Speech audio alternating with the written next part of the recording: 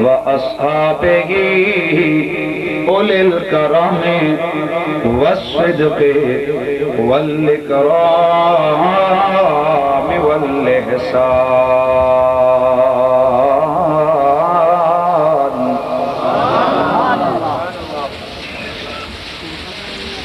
أما بعد فأعوذ بالله السميع العليم من الشيطان الرجيم. بسم الله الرحمن الرحيم.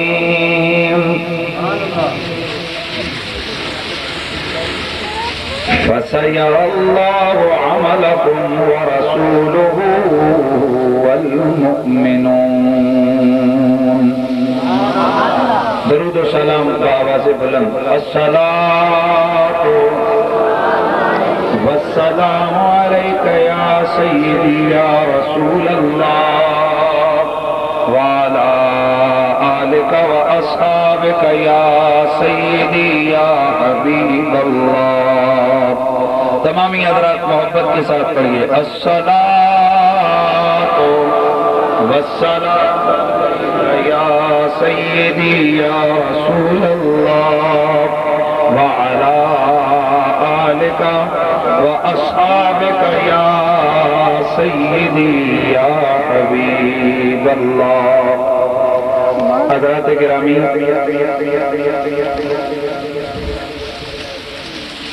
نبی علیہ السلام کی بارگاہ میں نذرانے درود و سلام ہم سنی لوگ اس عقیدے سے پیش کرتے ہیں کہ اللہ تعالیٰ نے میرے اور آپ کے نبی کو وہ قوت اور طاقت سماعت عطا فرمائی ہے کہ آپ پوری کائنات میں جس طرف مرضی توجہ فرمائیں، پست سے پست آواز کو سماعت فرما لینا، اللہ تعالیٰ نے آپ کو یہ طاقت ودیت فرمائی ہے.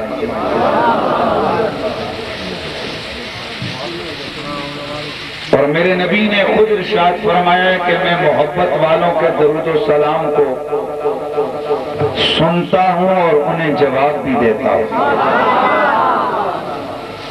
اس حوالے سے ایک حدیث ایسی ہے کہ جس کو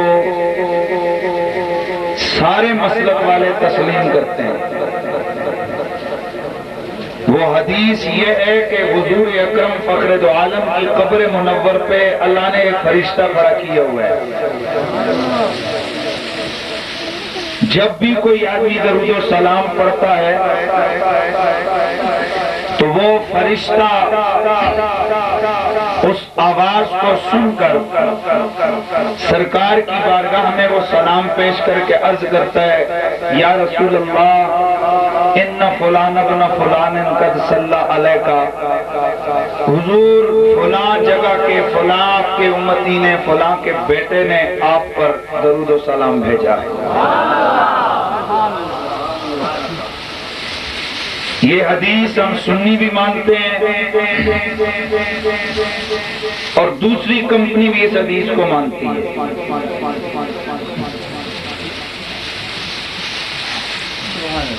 اس اعتبار سے ان حضرات کے پاس دلیل یہ وہ کہتے ہیں کہ یہاں حدیث سے پتہ چلا کہ نبی نہیں سن سکتا. اگر نبی سن سکتا ہوتا تو فرشتے کو کھڑا کرنے کی کیا ضرورت ہے؟ اس کے جواب میں ہم سنی یہ کہتے ہیں کہ ضروری نہیں کہ فرشتہ اس لیے کھڑا ہے کہ حضور نہیں سن سکتے. کئی کام ایسے ہوتے ہیں کہ بندہ خود کر سکتا ہے پر اس کے پروٹوکول کے لیے آگے بندہ مقرر کیا جاتا ہے. یہ بڑے وزیروں مشیروں کو آپ دیکھیں تو ان کے ساتھ سیکرٹری ہوتے ہیں. آپ ان کو کوئی تحفہ دیتے ہیں نا تو ان کا سیکرٹری ساتھ پکڑتا ہے. سوال یہ کہ یہ نہیں اٹھا سکتا، کہا اٹھا سکتا ہے پر اس کا پروٹوکول ہے، اس کا عہدہ اس بات کا متقاضی چاہیے کہ یہ اس کا سیکرٹری یہ گفٹ پکڑ لے. اسی طرح اللہ تعالیٰ سب کے اعمال کو جانتا، سنتا اور دیکھتا ہے. اس کے باوجود اللہ کریم نے لکھنے کے لیے فرشتوں کو مقرر کیا ہے، کیونکہ یہ دربار رب العزت کی عزت ہے، یہ دربار الہی کی تکریم ہے، یہ دربار الہی کا پروٹوکول ہے کہ اللہ کی مقدس مخلوق اس دربار کی نوکر ہے. اسی طرح میرا نبی درود و سلام سن سکتا ہے، پر رب نے فرشتے کو میرے نبی کے بوئے پہ نوکر بنا کے کھڑا کیا ہے. اگر تھوڑا سے بھی بندہ عقل کو استعمال کرے تو اس کے لیے سمجھنا مشکل نہیں کہ جو میرے رسول کے بوئے پہ نوکر بن کے کھڑا ہے اس کی اتنی طاقت ہے، تو جو اندر آقا لیٹا ہوا ہے اس کی کتنی طاقت ہے. اگر نعرہ رسالت، نعرہ رسالت، نعرہ حیدری، فرمایا اگر نوکر کی طاقت سماعت اتنی ہے کہ وہ مشرق و مغرب و جنوب و شمال کی ہر غلام کی آواز کو سنتا بھی ہے اور جانتا بھی ہے، تو جس نبی کے نوکروں کی یہ شان ہے اس نبی کی اپنی کتنی بڑی شان ہے. اس لیے تمامی حضرات بارگاہ رسالت میں محبت کے ساتھ درود و سلام کا نذرانہ پیش کریں. ہم زندہ نبی کے ماننے والے ہیں. وہ کسی کا کوئی ہوگا، دیکھو نا جی مرزائیوں کا اپنا نبی ہے، لیٹرین میں گر کے مرا. اسی طرح اور بہت ساروں کے اپنے اپنے ہیں نا جی، بڑے ان کے گرو گھنٹال، تو ان کو صحیح پتہ ہوگا نا کہ کس کا زندہ ہے اور کس کا مرا ہوا ہے. جن کا نبی مرا ہوا ہے وہ اس کا ماتم کریں، ہمارا نبی زندہ ہے ہم اس کا جشن کریں گے. یہ جھنڈیاں لگائی ہیں اسی لیے، یہ محفلیں سجائی ہیں اسی لیے کہ ہمارا نبی کل بھی زندہ تھا، ہمارا نبی آج بھی زندہ ہے.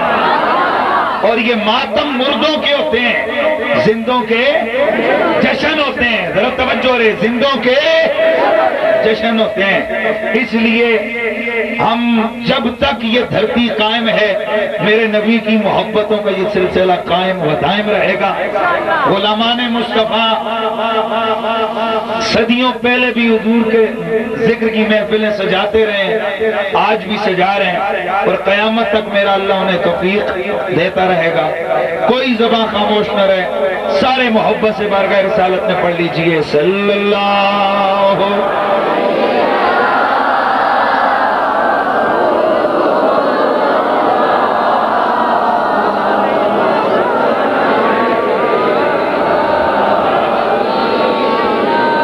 سب پڑھیے صلی اللہ علیہ یا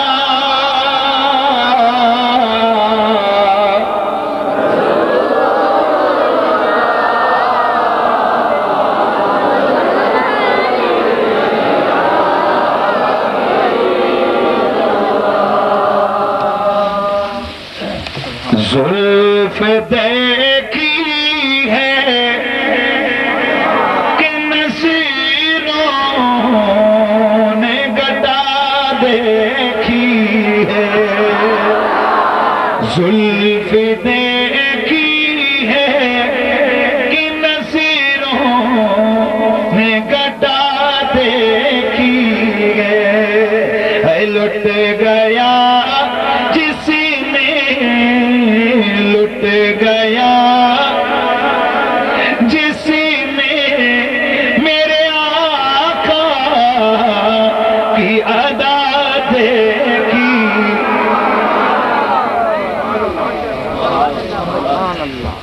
درود شریف پڑھیں.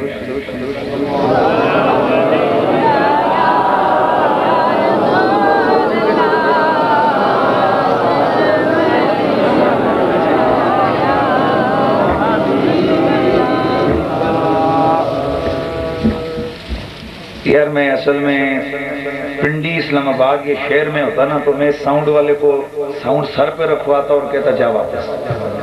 یہ ظالم لوگ ہیں منہ پہ کہہ رہا ہوں، اس کے پیسے لیتے ہیں، یہ اوریجنل سیٹ ہے اور چائنا کا سیٹ تم لوگوں نے لگایا ہے، خدا کا خوف کرو۔ اسی طرح ہے کہ بندہ کرایہ کرنے تو دیدہ تو بٹھا کے آنے جناب ٹیکسی میران مطلب میں آپ کو کیا کہوں، آپ نے تو محبت کا اظہار کیا، آپ کو خوف خدا کرنا چاہیے یار، خدا کا بندہ خوف کرو خدا کا، بزنس کرنے پیسے لگاؤ، اس پہ اچھی چیز رکھو تاکہ دوسرے لوگوں کو پریشانی نہ ہو۔ اب ہم تو پنڈی سے آگے اتنا سفر کر کے آگے میں کیا بولیں، گلہ آگے سے پکڑ کے وہ کہتے ہیں حضرت بس آگے نہیں پڑھنا۔ درود شریف پڑھیں ایک بار۔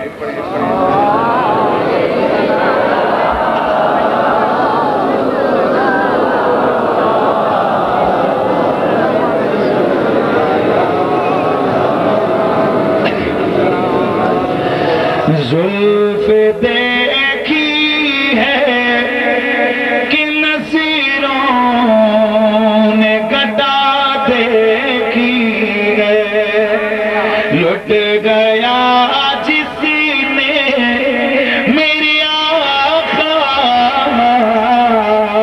کی ادا دیکھی ہے، لٹ گیا جس نے میری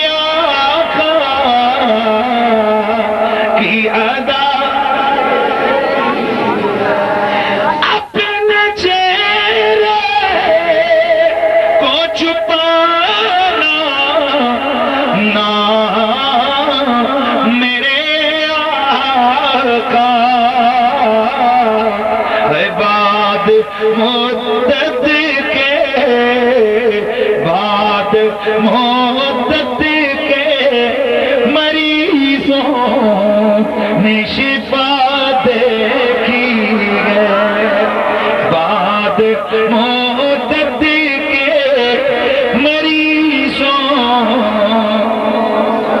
نے شفا دیکھی ہے، لٹ گیا جس میں، لٹ گیا جس میں میرے آقا کی ادا۔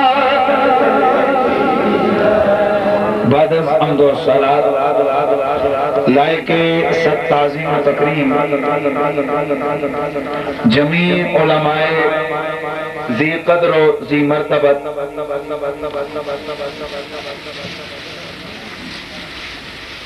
عزیز القدر جناب محترم محمد فیاض عباسی صاحب،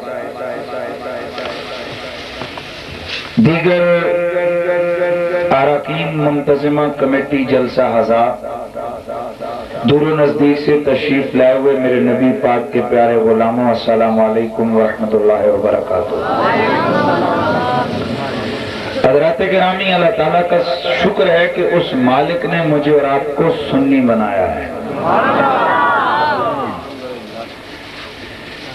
جہاں یہ سب سے بڑی نعمت ہے کہ اس مالک نے مجھے اور آپ کو کلمہ عطا کیا، اس کے ساتھ اتنی بڑی نعمت یہ بھی ہے کہ اس رب نے مجھے اور آپ کو کلمے کے اصلی معنی پہ چلنے والا مسلک اہل سنت عطا کیا۔ مسلک اہل سنت یہ صحابہ کرام اور اہل بیت اطہار کا مسلک ہے۔ پوری دنیا میں جتنے بھی اللہ کے ولی آئے ان ساروں کا مسلک اہل سنت رہا ہے، اور قیامت تک جب تک ولی آتے رہیں گے وہ سنیوں میں سے ہی آتے رہیں گے۔ مسلک اہل سنت کی سب سے بڑی پہچان یہ ہے کہ سنی اللہ کے نبی کا ادب بھی کرتا ہے اور اللہ کے نبی سے محبت بھی رکھتا ہے۔ کتنی چیزیں جی؟ دو۔ سنی اللہ کے نبی کا ادب بھی کرتا ہے اور محبت بھی کرتا ہے، اور سنی نے یہ ادب اور محبت کا سارا سبق نبی کے صحابہ اور اہل بیت سے سیکھا ہے۔ دوستو جتنا ادب میرے نبی کے صحابہ نے حضور کا کیا اتنا کوئی سوچ بھی نہیں سکتا۔ ہم پیر صاحب کا بڑا ادب کرتے ہیں، پر پیر صاحب اگر تھوک دیں نا تو ہم نفرت کا اظہار کریں گے، غصے کا اظہار کریں گے، پر میرے رسول کے صحابہ کا ادب دیکھ۔ بخاری کی حدیث ہے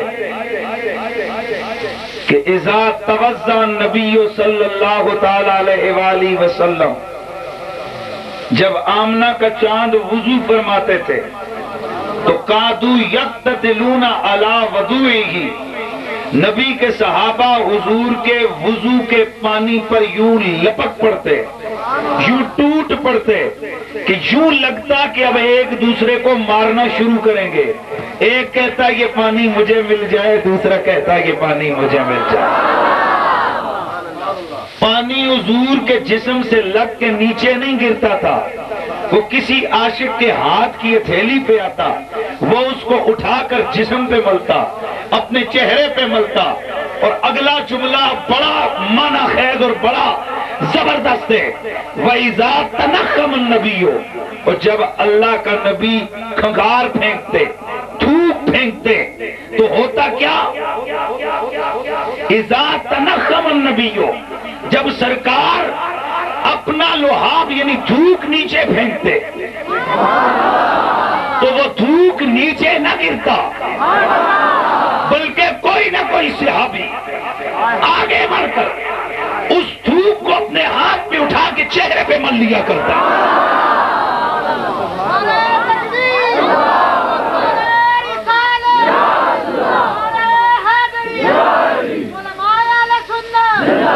اور ادب کا عالم یہ ہے، میرے آقا ایک ممبر پہ ایک دفعہ بیٹھ گئے، طبقات ابن سعد کی حدیث ہے، حضرت عبداللہ بن عمر رضی اللہ تعالیٰ عنہ آپ آگے گئے، جا کے اس ممبر پہ جب بھی جاتے ہاتھ ملتے، چوم چوم کر آنکھوں سے لگاتے۔ یہ آج سنیوں کو کہتے ہیں نا کہ یہ مزاروں کو چومتے ہیں، یہ قرآن کو چومتے ہیں، یہ نبی کے شعر کی مٹی کو چومتے ہیں، یہ چادر کو چومتے ہیں۔ حضرات گرامی ہمارا دماغ خراب نہیں ہے، ہم اوجی بھٹوں کو چومتے ہیں۔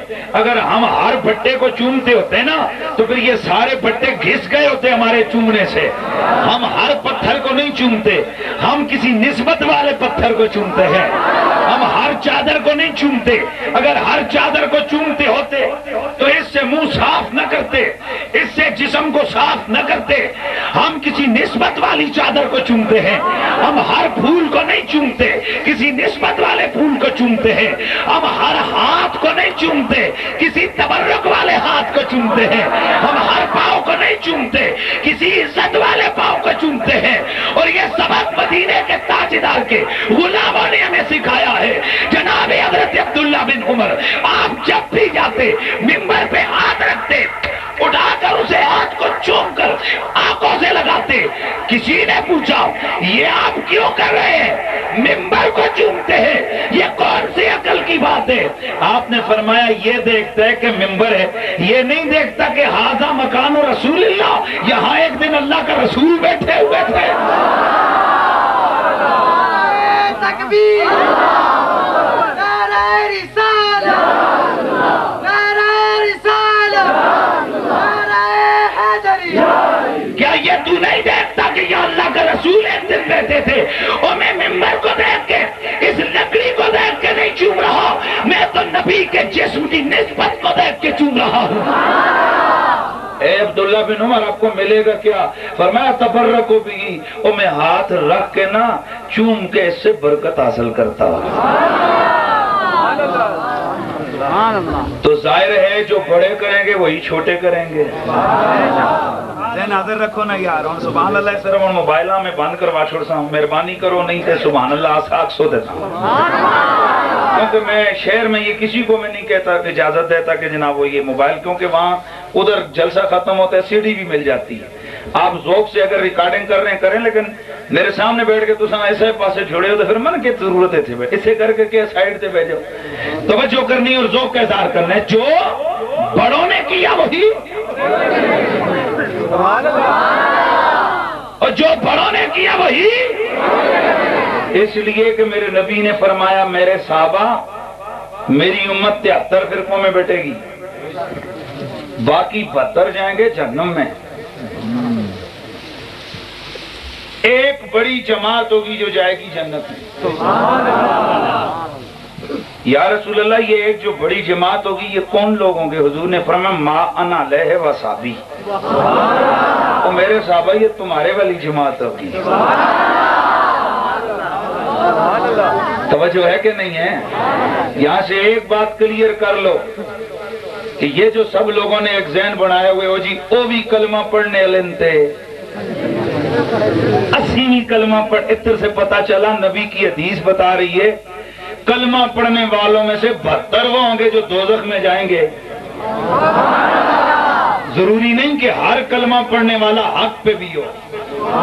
مرزا قادیانی بھی کلمہ پڑھتا تھا، توجہ ہے کہ نہیں ہے؟ اور مرزا قادیانی بھی کلمہ پڑھتا تھا، اور بھی بڑی کمپنیاں کلمہ پڑھنے والی ہیں. کلمے کو ہم نہیں دیکھیں گے، ہم نبی کے صحابہ کے عقیدوں کو دیکھیں گے، نبی کی اہل بیت کے عقیدوں کو دیکھیں گے اور ان کی عقیدت کو دیکھیں گے. جو ان کی عقیدوں اور عقیدت والا ہوگا وہی جنت کا حقدار اور وہی سچا ہے. مانا رہے واسابی. پتا چلا آج ڈھونڈ لو کہ نبی کے صحابہ کے طریق پر اگر آپ کو ملیں گے تو اہل سنت و جماعت ملیں گے. اہل سنت کا مطلب ہے نبی کے طریقے والے، و جماعت کا مطلب ہے نبی کی صحابہ کی جماعت والے. اس لیے ہم کون ہیں؟ اہل سنت و جماعت ہیں. اور ایک بات یاد رکھو، آج کل ایک نئی کمپنی کا نام بھی آگے اہل سنت والجماعت. جو پہلے سپاہی یزید کے نام سے مشہور تھے، پھر ملت اسلامیہ کا نام آیا، اب ان کا اہل سنت والجماعت. ہمارے کچھ لوگ سمجھتے ہیں کہ یہ مسلک ہے اہل سنت. یہ مسلک نہیں ہے، یہ چھوٹی سی جماعتڑی ہے، نکی سی. یہ نکا سا گروپ ہے، دہشت گردوں کا گروپ اکٹھا ہو کے انہوں نے اپنا یہ نام رکھا ہے. یہ اسی طرح جس طرح ایک کمپنی آج کل نئی نکلی ہے جنہوں نے نام رکھا ہے جماعت المسلمین، اور وہ کہتے ہیں مسلمان صرف ہمیں، باقی سارے کافر ہیں. تو اس حوالے سے یاد رکھیے، جملہ میرا سنبھال کے اپنے پاس لے کے جانا ہے. اگر کوئی کہنا کہ میں اہل سنت والجماعت ہوں تو پوچھنا تیرا عقیدہ بھی ولیوں والا ہے کہ نہیں ہے؟ تیرا عقیدہ بھی صحابہ کی جماعت والا ہے کہ نہیں ہے؟ اگر نہ ہونا تو اس کو سادہ سا جواب دینا کہ بھائی صاحب ہم نے یہی مسئلہ پڑھا ہوا ہے کہ شراب کی بوتل پہ اگر زمزم کا لیبل لگا دو تو شراب شراب ہی رہتی ہے. لہذا کسی 2 نمبر گروپ پہ اہل سنت و جماعت کا لیبل لگ جائے تو لیبل لگنے سے کوئی بھی صداقت کا امین نہیں ہو جاتا، کوئی بھی سچا نہیں ہو جاتا. اس کے لیے عقیدے سچی جماعت والے اپنانے پڑتے ہیں. تو اس حوالے سے گرامی المرتبت حاضرین، اللہ کا شکر ہے کہ رب نے مجھے اور آپ کو سنی بنایا. سنی کی 2 کوالٹیاں ہیں، نبی کا ادب، نبی کی محبت. ادب اور محبت کا تقاضا یہ کہ جس سے پیار کرو اس میں عیب ہو تو بھی نظر نہیں آتا. بھائی میں نے ایک جملہ بولا ہے، جس سے محبت کرو اس سے محبت کا سچا رنگ یہ ہے کہ اس میں عیب ہو اور جو محبوب ایسا ہو. اب آپ کا ذوق چاہیے، میں نے آگے بالکل پیار سے تھوڑی سی گفتگو کرنی ہے. میں آپ کی بارگاہ میں جو ہے نا گزارش کروں گا کہ مہربانی کر کے ذرا ذوق کا اظہار آپ فرمائیں. اور جس محبوب میں کوئی عیب ہو، مثلا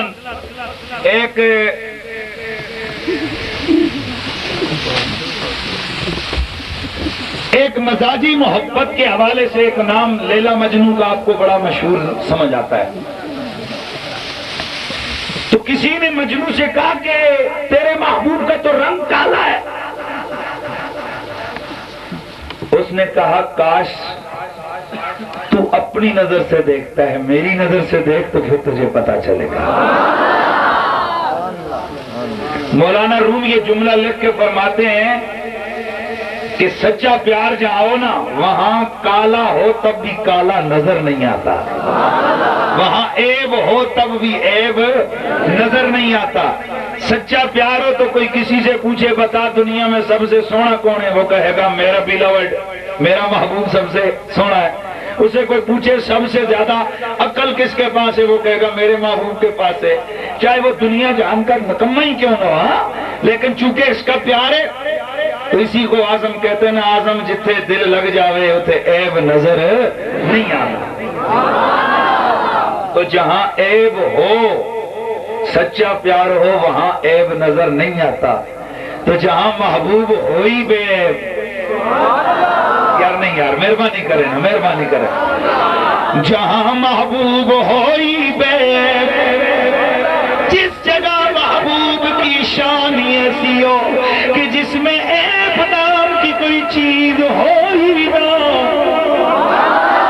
اور جہاں محبوب حسن میں بے مثال ہو، عقل میں بے مثال ہو، طاقت میں بے مثال ہو، اختیار میں بے مثال ہو، حسب میں بے مثال ہو، نسب میں بے مثال ہو، آپ سمجھ سکتے ہو کہ اس محبوب سے اگر کوئی سچا پیار کرے گا تو اسے اپنا محبوب کتنا پیارا لگے گا۔ جی ہاں، ہم سنی جس محبوب سے پیار کرتے ہیں وہ ہے ہی بے عیب، وہ اتنا بے عیب ہے، اس کی بے عیب ہونے کی اتنی عظمت ہے، بڑے پیار سے یار، بڑے پیار سے، اس کے بے عیب ہونے کی اتنی عظمت ہے، اس کی طاہر مطہر ہونے کی اتنی عظمت ہے، دنیا میں آتا ہے، زمین پہ قدم رکھتا ہے، پاؤں پوری زمین سے لگتا ہے، پوری زمین کی مٹی کو میرا رب پاک کر دیتا ہے۔ اس کی نزاکت اور لطافت یہ ہے کہ اس کے پسینے کے قطرے گرتے ہیں، اللہ ان قطروں کو کستوری سے زیادہ خوشبو والا بنا دیتا ہے۔ اس کی عظمت کا یہ عالم ہے کہ 70 ہزار فرشتے آج بھی، میں نے کیا کہا، آج بھی اس کی قبر پہ حاضر ہو کر اس کی تعمیر و توصیف میں لگے ہیں اور درود و سلام پڑھتے ہوئے اپنے مقدروں کو سنوار رہے ہیں۔ اور ان کے دربار کی عظمت یہ ہے کہ فرشتوں کا پرائم منسٹر، فرشتوں کا چیف ایگزیکٹو، فرشتوں کا پریزیڈنٹ، فرشتوں کا امام، جس کا نام ہے جبریل امی، اور جبریل امی بھی اس در پہ آتا ہے تو نوکر بن کے کھڑا ہوتا ہے۔ یہ جبریل نا بڑی ٹور والا فرشتہ ہے، یا ذرا ذہن تو حاضر رکھو، مہربانی ہو یار، نکیو نکیو اور رکھو یار، جے کوئی معاف نہیں، مہربانی یار، 2 4 5 بندے بڑے اٹھو نہیں تھے سامنے، اٹھو بچے اٹھو یار۔ حضرت یوسف علیہ السلام کے پاس 8 مرتبہ ہے، حضرت سلیمان علیہ السلام کے پاس 2 بار ہے، حضرت ابراہیم علیہ السلام کے پاس 16 بار ہے، حضرت موسیٰ علیہ السلام کے پاس 24 مرتبہ ہے، اور میرے اور آپ کے نبی کے دربار میں 24,000 مرتبہ آیا ہے۔ یار ایسے نہیں، یار ایسے نہیں، سبحان اللہ کی آواز ہے یار۔ کتنی بار آیا جی؟ 24,000 مرتبہ میرے اور آپ کے نبی کے دربار میں آیا ہے۔ آپ حیران ہو جائیں گے کہ جبریل کا جو اصل یہ ہے نا، ایک دن میرے نبی نے پوچھا جبریل سونے ذرا اپنی شکل تو دکھا اصلی۔ رب کے دربار میں گیا، ربا تیرا یار میری اصلی صورت دیکھ رہا ہے، فرمایا جبریل دکھا دے، میرے یار کا مزاج ہے، میرے محبوب کا مزاج ہے، دکھا۔ میرے آقا فرماتے ہیں میں نے جبریل کی اصلی صورت دیکھی، اس کا ایک پر مشرق میں اور مغرب میں افق پورے کو ڈھانپا ہوا تھا، اور اس کے پروں کے ساتھ موتی ہیرے جواہر لگے ہوئے تھے۔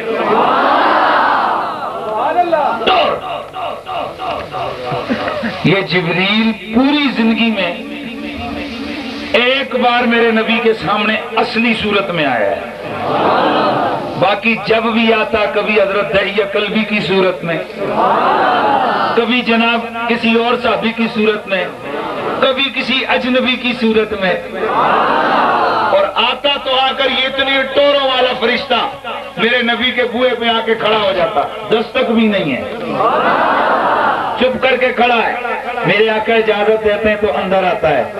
یار اب بھی نہیں سمجھے ہو کہ میرا تمہارا نبی کتنی پاور، کتنی شان اور کتنی قوت،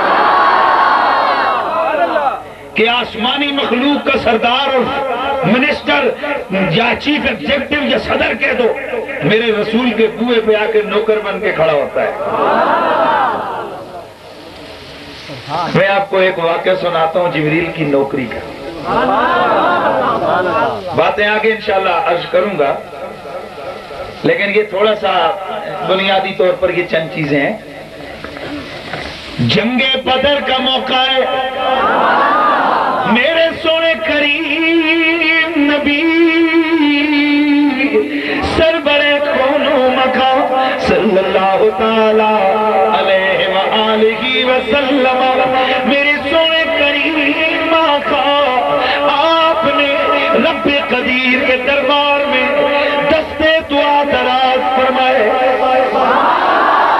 اے پروردگار میں تیرا نبی، میں تیرا محبوب، ربا میری جتنی بھی چنی ہوئی، میرے جتنے بھی چنے ہوئے لوگ تھے، جو میرا چنا ہوا خزانہ تھا میں اسے لے کے بدر میں آ گیا ہوں، ربا یہ وہ جماعت لے کے آیا ہوں کہ اگر آج یہ مٹ گئے، اگر آج یہ ختم ہو گئے تو قیامت تک کوئی تیرا نام لینے والا باقی نہیں بچے گا۔ اے ربا کریم تیرے دربار میں،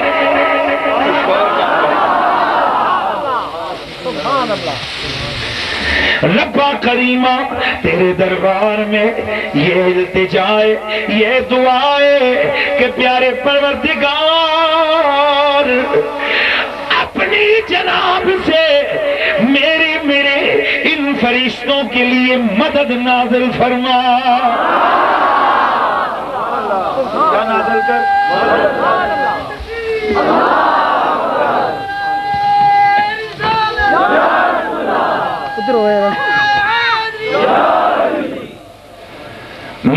میرے ان غلاموں کے لیے مدد نازل فرما۔ بڑے توجہ سے سننا ہے، اللہ کریم قرآن مجید میں فرماتا ہے ہم نے اپنے یار کے لیے 3000 فرشتے بھیجے۔ بڑے غور سے سننا ہے، 3000 فرشتے آسمانوں سے تمہارے میرے آقا کی مدد کے لیے اترے، 3000۔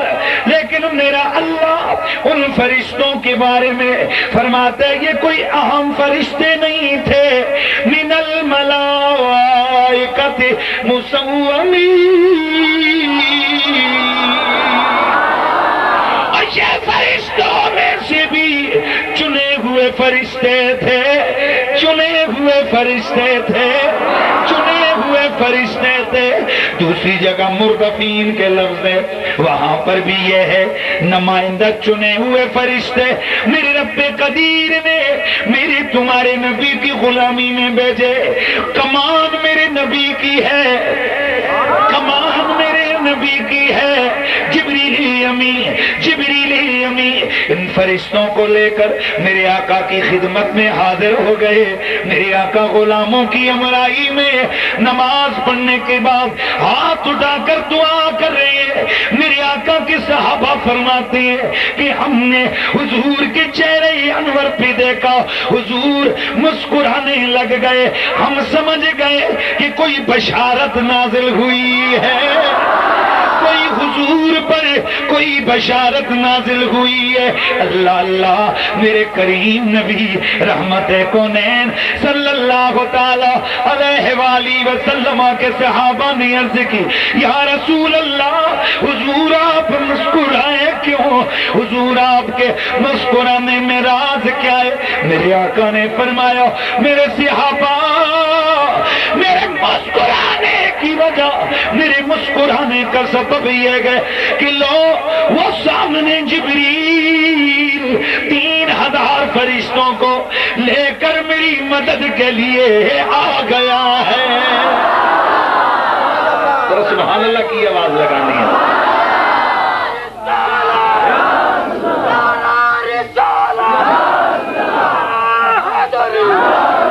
اللہ اللہ، میرے کریم نبی کے مقدس ہونٹوں پہ تبسم آ گیا، مسکراہٹ آ گئی۔ اب جب جنگ شروع ہوئی، جب جنگ شروع ہوئی، ادھر نبی کے غلام دشمنوں کا صفایا کر رہے ہیں، ادھر فرشتے بھی ساتھ ساتھ اپنا حصہ ڈال رہے ہیں۔ بڑے غور سے ذرا آپ نے سننا ہے، ادھر میرے آقا کے غلام میرے نبی کی، میرے رسول کی حمایت میں دشمنوں کا صفایا کر رہے ہیں، ادھر فرشتے بھی غلامی محمد کا حق ادا کر رہے ہیں۔ ظہر سے پہلے جنگ کا خاتمہ ہو گیا، مسلمانوں کو فتح نصیب ہو گئی۔ میرے نبی نے ایک بڑا سا گڑھا کھودا، توجہ ہے، ایک بڑا سا کنواں تھا، پرانا کنواں۔ میرے نبی نے فرمایا صحابہ ان کافروں کی لاشوں کو جمع کرو، اکٹھا کرو، انہیں اٹھا کر اس کنویں میں ڈال دو۔ جب سارے کافر اس کنویں میں گر پڑے، میرے آقا کنویں کے اوپر کھڑے ہو گئے۔ ایک کان کھول کے سنے ہو سارے، میرے آقا کنویں کے اوپر کھڑے ہو گئے۔ میرے آقا نے فرمایا یا ابا جہل، یا عتبہ، یا ربیہ، یا شیبہ، او ابو جہل، او عتبہ، او شیبہ، او مکہ کے بڑے بڑے کافروں، ہل وجدتم ما وعدکم ربکم حقا، کیا تم نے اپنے رب کا وعدہ سچا پا لیا ہے یا نہیں پایا؟ اب مزہ آیا ہے، میں جو تمہیں منع کرتا رہا تھا کہ خدا سے ٹکر نہ لو، مصطفیٰ سے ٹکر نہ لو۔ تکبیر، نعرہ رسالت، نعرہ رسالت، نعرہ حیدری۔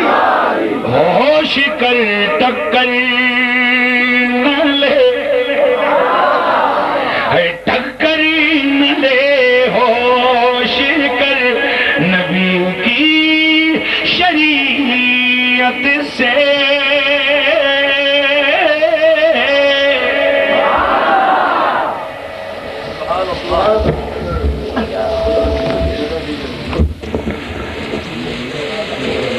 ہوش کر ٹکر نہ لے نبی کی شریعت سے،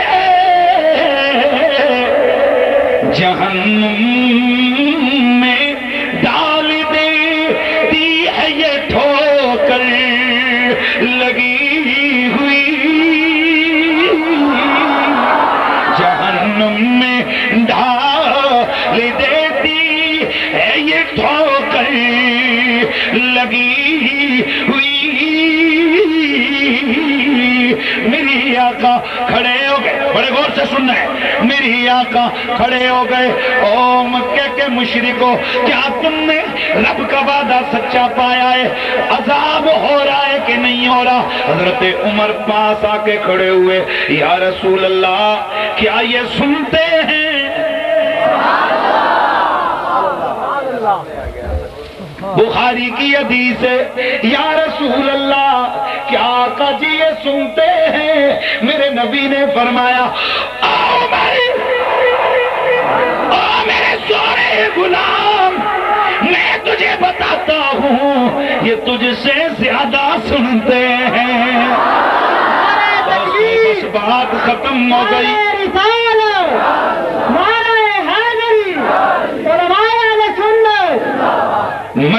حل ہو گیا کہ جب مرے ہوئے مشرک نبی کے دشمن انہیں کھڈے میں ڈالا جائے، اگر نبی کے دشمن ہو کر اس گندے گڑھے کے اندر نبی کا جملہ سن سکتے ہیں تو ذرا خود بتاؤ قبر میں لیٹے ہوئے اللہ کے ولی کیوں نہیں سن سکتے؟ توجہ ہے نا جی؟ میرے آقا جنگ جیت گئے، میرے آقا جنگ جیت گئے، نبی کریم نے نماز پڑھانی شروع فرما دی، میرے آقا کھڑے ہو گئے مصلی پہ، ابھی جماعت شروع ہوئی، جبریل نے جب دیکھا کہ اب میرا کام ختم ہو گیا ہے، کام کمپلیٹ ہو گیا، دشمن مارے گئے یا کچھ قیدی بن گئے، تو جناب حضرت جبریل نے قاشم دیا، آرڈر دیا اپنی آرمی کو، اپنے لشکر کو، چلو فرشتوں واپس چلتے گئے۔ جیسے ہی جبریل آسمانوں کی طرف بلند ہوئے، پہلے آسمان پر گئے، کیا دیکھتے گئے؟ آگے دروازہ بند ہے، آسمانوں کا دروازہ بند گئے، آسمانوں کا بوا پیار سے آسمانوں کا دروازہ بند گئے، پریشان ہو کر دستک دیتی ہیں، او میرے ماتحت فرشتے، اوے میں جبریل ہوں، میں جبریل ہوں، میں جبریل ہوں، تیرا پرائم منسٹر ہوں، تیرا چیف ایگزیکٹو ہوں، دروازہ کھول، اس لیے کہ جو فوج مکے میں، جو فوج مدینے میں بدر کے مقام پر جنگ کے لیے گئی تھی وہ واپس آ رہی ہے۔ فرشتے نے معذرت کی، جناب والا معذرت ہے، سپر پاور کا آرڈر ہے کہ دروازہ بند کر دیا جائے۔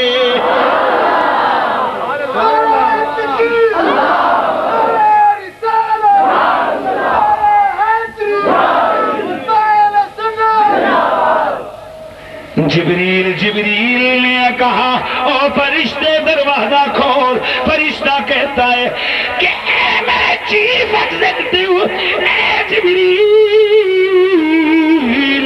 تو بھی اللہ کے آرڈر کا پابند، میں بھی اللہ کی آرڈر کا پابند، یہ حکم ربی ہے کہ دروازہ بند کر دیا جائے۔ جبریل نے بارگاہ رب العزت میں رجوع کیا، ربا کریمہ گیا تیرے حکم پہ تھا، جنگ ختم ہو گئی ہے، اب میں آ گیا ہوں، اب بتاؤ دروازہ کیوں بند کروایا ہے؟ جواب آیا جبریل گیا تو میرے حکم پہ تھا، اتنا بتا کیا میرے یار سے پوچھ کے آیا ہے یا ویسے ہی آ گیا ہے؟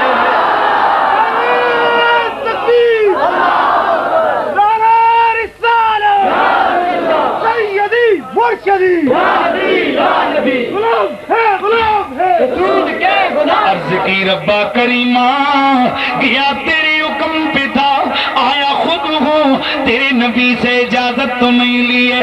فرمایا جبریل اگر اجازت نہیں لی میرے یار سے ہو کے، میرے یار کے پاس سے ہو کے اگر نہیں آئے گا قیامت تک تیرا دروازہ نہیں کھلے گا، ادھر ہی رہے گا۔ جبریل امین پوری فوج کو لے کر واپس پلٹے، میرے آقا نماز پڑھ رہے ہیں، اچانک میرے نبی کی نظروں نے دیکھا جبریل پوری فوج کے ساتھ میرے نبی کے سامنے آ کے کھڑا ہو گیا، گویا عرض کر رہا ہوں پیارے آقا جی آپ کی اجازت کے بغیر گیا ہوں، دروازہ بند ہو گیا ہے، رب روٹھ گیا ہے، آقا اجازت ہو جائے تو میں واپس اپنے وطن لوٹ جاؤں۔ میرے رسول اکرم نے جب یہ دیکھا حضور مسکرا پڑے، مسکرانا دو وجوہات کی بنا پہ تھا، ایک تو اس وجہ سے میری آقا گویا مسکرا پڑے ہو کہ جبریلا سڑیاں شاناں وی تکیاں وی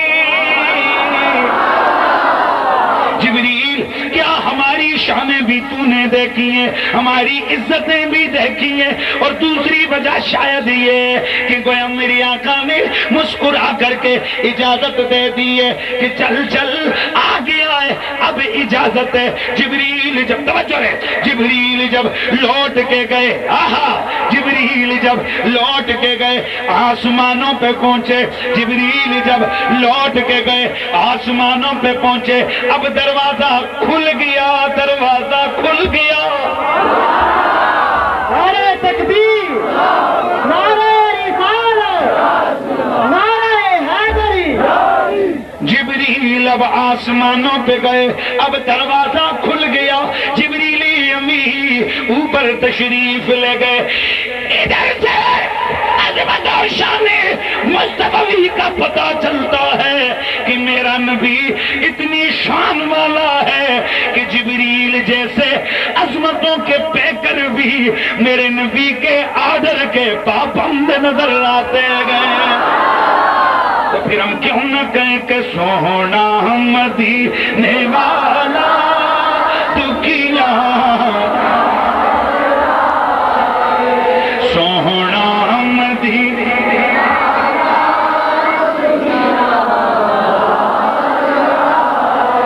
سونے دا نام سونا ہر مری صدیق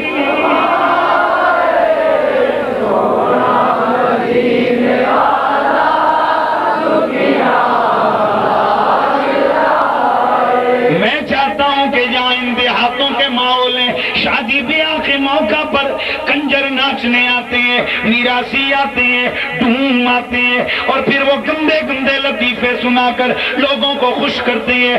اگلا دن آتا ہے، سکولوں کے بچے سکولوں کی طرف جا رہے ہوتے ہیں، ان کی زبانوں پر وہی مائے وہی گانوں کے بول ہوتے ہیں، اور آج کل تو ٹی وی کی صورت میں ایک بہت بڑا بھوت ہمارے گھروں پہ قابض ہو گیا ہے، جو رات کو ڈرامے میں ڈائلاگ وہی اگلے دن بچے کی زبان پہ جاری۔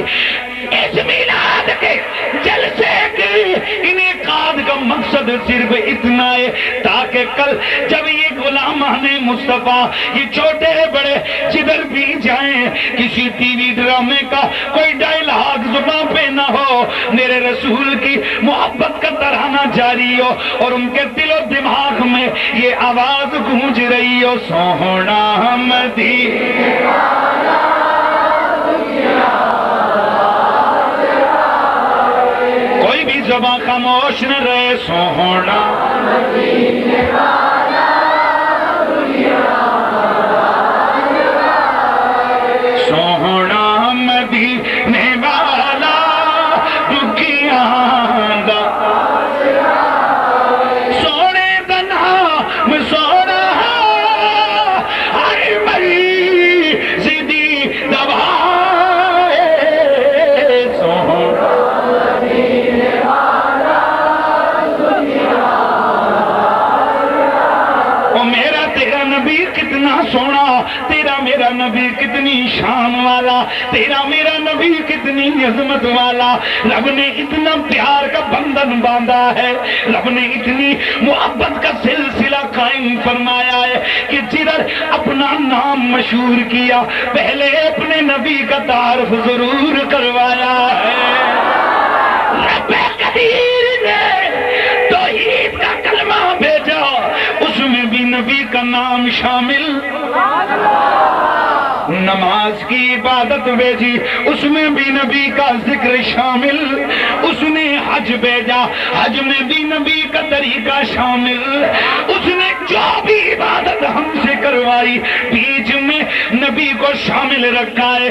سونے دے نام در رکھیا میرے اللہ نے خود خیال ہے۔ یہ محبت کا رنگ ذرا پیار سے آواز ہے، سونے دنا در رکھیا میرے اللہ نے خود خیال، اے اذان وچ بھی نالے تے نماز وچ بھی نالے، اے اذان وچ بھی نالے، رب اس تو جدا نہیں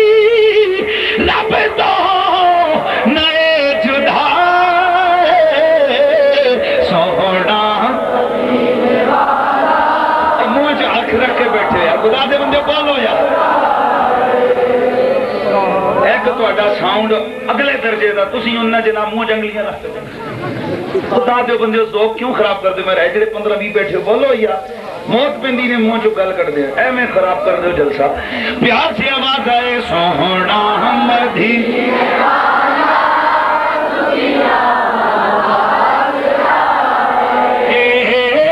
سوہنا مدینے والا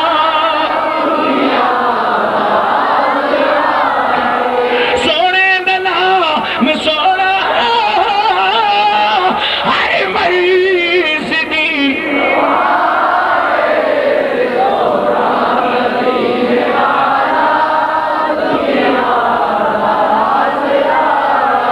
میرے تیرے رب قدیر نے تیرے میرے نبی کو بے عیب بنایا ہے آدرا سن اس بے عیب نبی کی عظمتوں کا رنگ دیکھ کہ رب قدیر نے تیرے میرے حبیب کو جو چہرہ عطا فرمایا پوری زندگی میرے نبی کے چہرے پر ذرہ سا بھی کوئی داغ نہیں آیا ہے کبھی بھی کوئی چھائی نہیں آئی ہے پوری زندگی میرے تیرے نبی کے جسم پر کبھی بھی مکھی نہیں بیٹھی کبھی بھی مچھر نہیں بیٹھا ہے میرے تیرے آقا کے جسم پہ لگے ہوئے کپڑے کبھی میلے نہیں ہوئے سرکار کا چہرہ کبھی میلا نہیں ہوا نہ بچپن میں نہ لڑکپن میں نہ جوانی میں نہ مکے میں نہ مدینے میں صحابہ فرماتے ہیں کہ ہم سفر میں سے جب ہو کے گزرتے تو ہمارے چہرے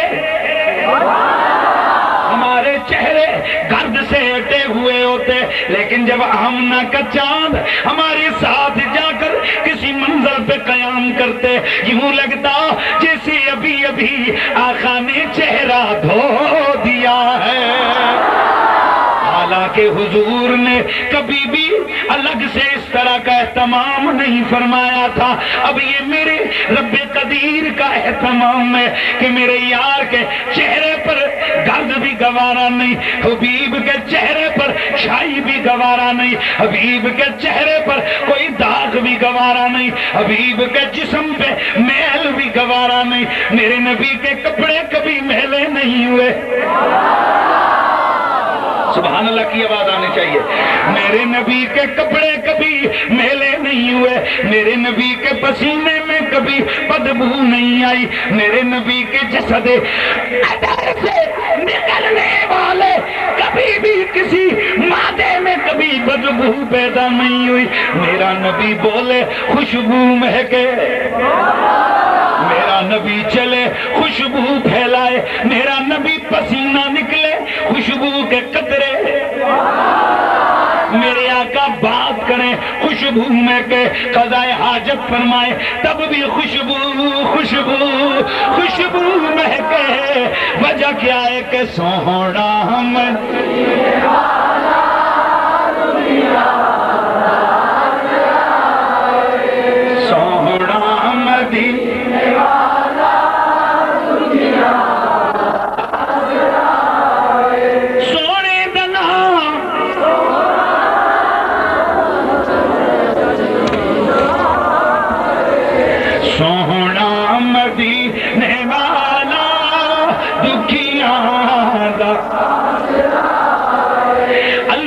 میرے تیرے نبی کی حسن و جمال کی باتیں یہ دیکھ کہ میرے تیرے رسول کے جسم پہ کبھی مکھی نہیں بیٹھی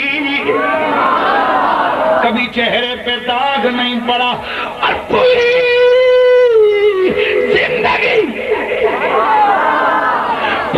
زندگی تیرے میرے رسول کو رب قدیر نے وہ عزتیں وہ عظمتیں عطا فرمائی ہیں توجہ رکھنا ہے وہ عزتیں وہ